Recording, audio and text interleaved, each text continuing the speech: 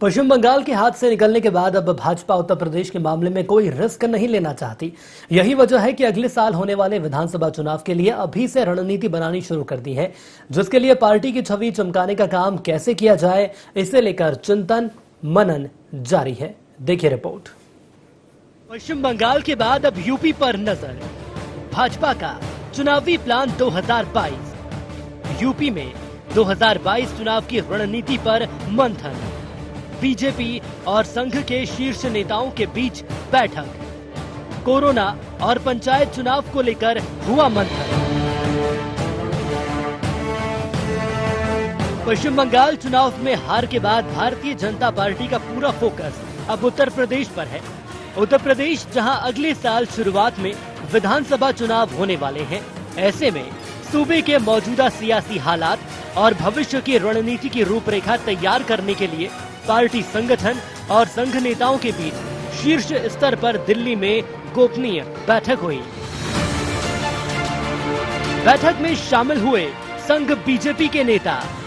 बैठक में प्रधानमंत्री नरेंद्र मोदी, केंद्रीय गृह मंत्री अमित शाह, बीजेपी अध्यक्ष जेपी नड्डा, संघ के सरकार्यवाह दत्तात्रेय हसबोले ने लिया हिस्सा।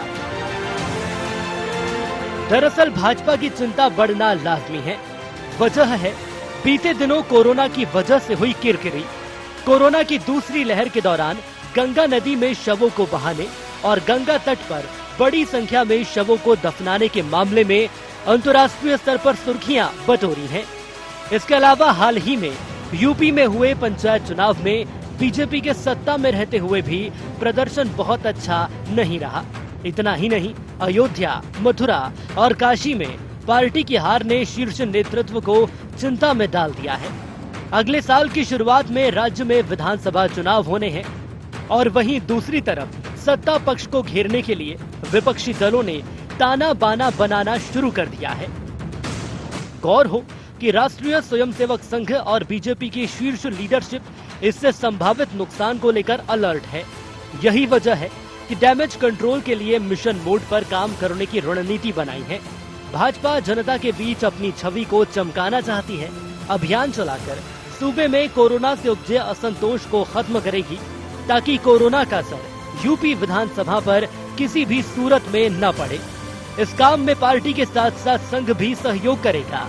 बीजेपी डैमेज कंट्रोल करने के लिए अभियान को बड़े स्तर पर शुरू करने की रणनीति तैयार कर रही है, तो वहीं दूसरी ओर विपक्षी दल सपा और कांग्रेस ने संक्रमण में कुप्रबंधन का आरोप लगाते हुए राज्य सरकार के खिलाफ मोर्चा खोल दिया है। देखना होगा कि यूपी विधानसभा चुनाव से पहले सियासत में किस तरह की उठापटक नजर आएगी। IND 24 के लिए एसोसिएट एडिटर नाजनीन नकवी की रिपोर्ट।